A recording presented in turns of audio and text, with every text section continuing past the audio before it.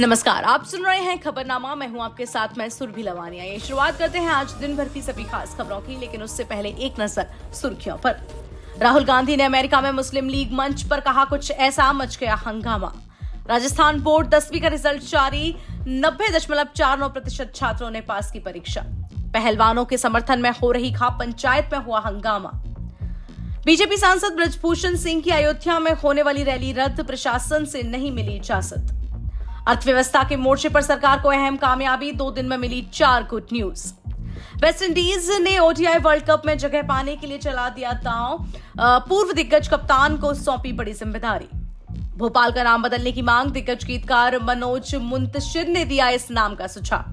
इसी के साथ आइए जानते हैं खबरों को विस्तार से। कांग्रेस के पूर्व अध्यक्ष राहुल गांधी ने वॉशिंगटन डीसी के नेशनल प्रेस क्लब में पूछे गए एक सवाल के जवाब में कहा कि मुस्लिम लीग पूरी तरह से सेक्युलर पार्टी है। राहुल गांधी से पूछा गया था कि क्या केरल में इंडियन यूनियन मुस्लिम लीग के कांग्रेस का गठबंधन धर्मनिरपेक्षता के खिलाफ नहीं है।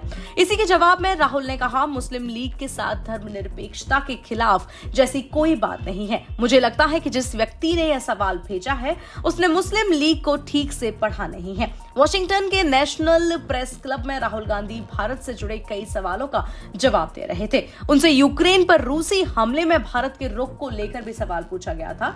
राहुल ने यूक्रेन रूस जंग में मोदी सरकार की नीति का समर्थन किया है। इंडियन यूनियन मुस्लिम लीग केरल की क्षेत्रीय राजनीतिक पार्टी है और यह पारंपरिक रूप से कांग्रेस की अगुवाई वाले गठबंधन यूडीएफ में शामिल रहती है।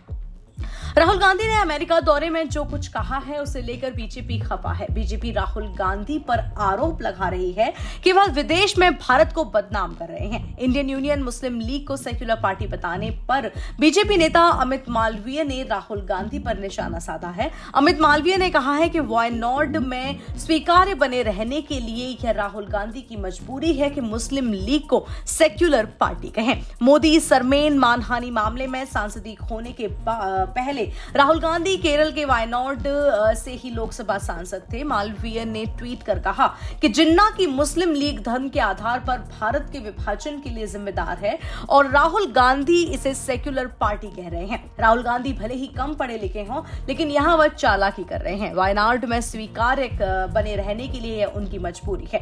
अमित मालवीय के इस ट्वीट के जवाब में कांग्रेस प्रवक्ता सुप्रिया श्रीनेत ने लिखा है कि हेलो फर्जी खबर के सौदागर, आपको आधी रात तक जागते देख अच्छा लगा। आने वाले दिनों में राहुल गांधी के अमेरिका दौरे पर नजर रखने के लिए और नींद उड़ाने के लिए तैयार रही है।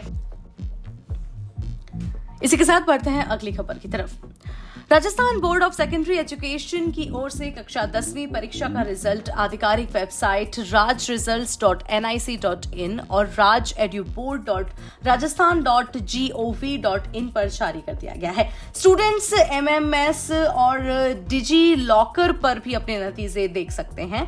9,41,857 स्टूडेंट्स इस रिजल्ट में पास हुए हैं, जिसमें से 4,21,682 स्टूडेंट्स फर्स्ट डिवीजन से पास हुए हैं और 3,77,251 स्टूडेंट्स सेकंड डिवीजन से पास हुए हैं। 1,42,887 स्टूडेंट्स थर्ड डिवीजन पे और 3,351 स्टूडेंट्स को सप्लीमेंट्री मिली है। राजस्थान बोर्ड इस बार भी 10वीं बोर्ड के परिणाम में लड़कियों का दबदबा रहा है और इस साल 91.31% से ज्यादा लड़कियां पास हुई हैं, तो वहीं लड़के सिर्फ 79.78% के ही पास हो सके हैं।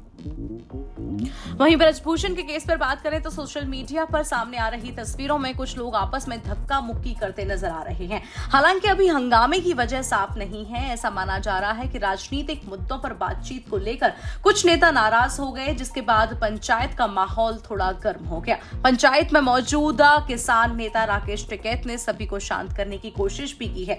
एक दिन पहले खाप और किसान नेताओं ने मुजफ्फरनगर के शोरम गांव में खाप पंचायत की थी। इस खाप पंचायत के दौरान भारतीय किसान यूनियन के प्रमुख राकेश टिकैत ने कहा था कि हम शांतिपूर्ण तरीके से अपनी बात कह रहे हैं। यहां पर भी बहुत फैसले हुए जिसे सुरक्षित रखा गया है। एक फैसला यह हुआ है कि हम राष्ट्रपति से मिलेंगे। राकेश टिकैत का कहना है कि बाकी के फैसले शुक्रवार को कुरुक्षेत्र में ही लिए जाएंगे। उनका कहना था कि ये लड़ाई लड़ी जाएगी, खाप पंचायत और ये लड़कियां हारेंगी नहीं, ये लड़ाई लड़ी जाएगी, उनके साथ अन्याय नहीं होगा। पहलवानों ने बीजेपी सांसद और कुश्ती महासंघ के अध्यक्ष ब्रजभूषण शरण सिंह पर यौन शोषण के आरोप लगाए हैं, जिसके आधार पर दिल्ली पुलिस ने 2 एफआईआर दर्ज की हैं। वहीं ब्रजभूषण सिंह का कहना है कि मैंने पहले भी कहा है कि मेरे खिलाफ एक भी आरोप साबित हो जाएगा तो मैं खुद फांसी पर लटक जाऊंगा। मैं अपनी बात पर कायम हूं, कोई क्या कह रहा है इससे प्रभावित होकर मुझसे सवाल न पूछे जाएं। वहीं दूसरी तरफ सांसद ब्रजभूषण शरण सिंह और पहलवानों के बीच की जंग लगातार जारी है और यौन शोषण जैसे गंभीर आरोपों में घिरे ब्रजभूषण शरण सिंह ने शुक्रवार को ऐलान किया है कि अयोध्या में होने वाली जन चेतना रैली स्थगित की जा रही है। बीजेपी सांसद ने सोशल मीडिया पर पोस्ट करके कहा कि पुलिस जांच के चलते इस रैली को फिलहाल के लिए मुझे स्थगित करना पड़ रहा है। अगर आप प्रतिदिन समाचार देख या अखबार पढ़ रहे होंगे तो आपको अब तक पता चल गया होगा कि पिछले 2 दिन से हर जगह भारत और भारत सरकार की बातें हो रही हैं।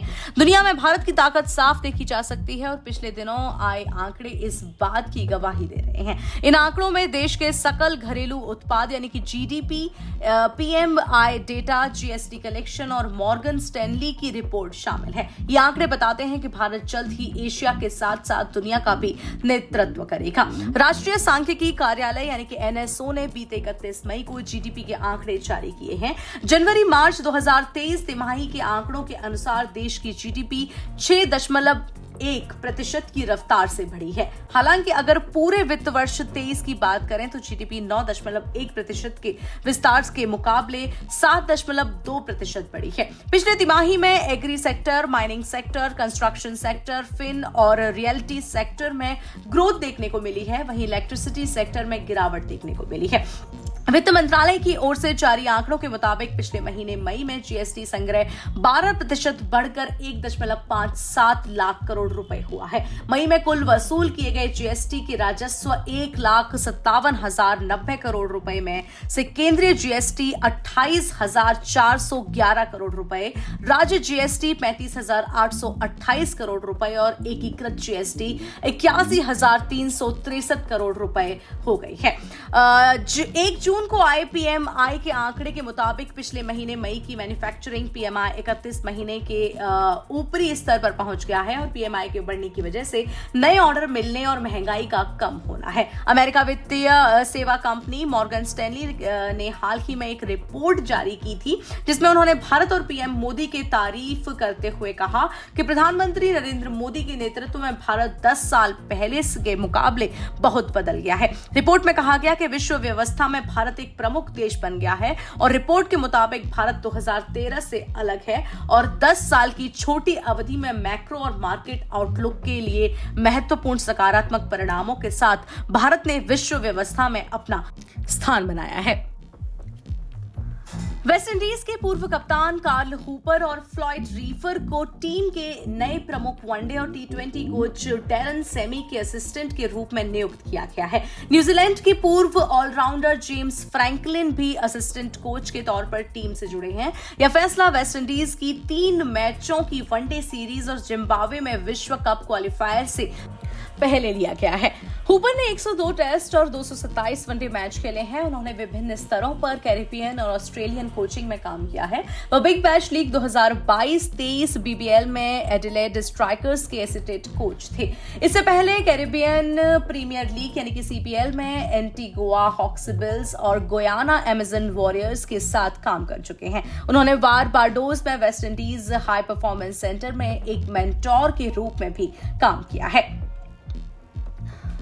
मध्य प्रदेश की राजधानी भोपाल का नाम बदलने की मांग की गई है। गीतकार और लेखक मनोज मुंतशिर शुक्ला ने ये मांग की है। भोपाल में बीते रोज गौरव दिवस मनाया गया। इस आयोजन में पहुंचे मनोज मुंतशिर ने भोपाल का नाम भोजपाल किए जाने की जोरदार तरीके से मांग उठाई। कार्यक्रम को संबोधित करते हुए मनोज मुंतशिर ने कहा कि ये दोस्त मोहम्मद जैसे लुटेरे और नवाब हमीदुल्लाह जैसे आतंकी का नगर नहीं है, बल्कि ये राजा भोज का नगर है। उन्होंने कहा कि वो राजा भोज जो पालक थे, वो राजा भोज जो शिव भक्त थे। मनोज मुंतशिर ने कहा कि भोपाल का नाम बदलकर अब भोजपाल नहीं होगा तो कब होगा। मनोज मुंतशिर ने यह भी कहा कि 1 जून के दिन 1949 में भोपाल में पहली बार तिरंगा फहराया गया था। सभी सोचते होंगे कि देश तो 1947 में आजाद हुआ था, फिर 2 साल बाद भोपाल में तिरंगा क्यों फहराया गया। उन्होंने कहा कि एक लोभी नवाब ने भोपाल की आजादी करा के अपनी मुट्ठी में कैद कर रखा था, इसलिए भोपाल वासियों ने 2 साल बाद आजादी की सांस ली थी। उन्होंने यह भी कहा कि भोपाल नवाब के कण-कण में पाकिस्तान समाया हुआ था। वे चाहते थे कि भोपाल पाकिस्तान का हिस्सा हो, भोपाल में भारत का नहीं बल्कि पाकिस्तान का परचम लहराया जाए। लेकिन नवाब साहब को कौन बताता कि यह तपस्वी राजा भोज की पुण्य भूमि है, जिसके कण-कण में उनकी तपोशक्ति भरी हुई है। वो राजा भोज जिनका दर्शन था कि पृथ्वी किसी की संपत्ति नहीं, पृथ्वी मुक्त है। मनोज मुंतशिर ने एक जोरदार तरीके से ये मांग उठाई कि भोपाल का नाम बदलकर भोजपाल कर दिया जाए। इसी के साथ आज के खबरनामे में इतना ही। देश और दुनिया की सभी खास खबरों के लिए सुनते रहिए जागरण पॉडकास्ट का एक खास कार्यक्रम।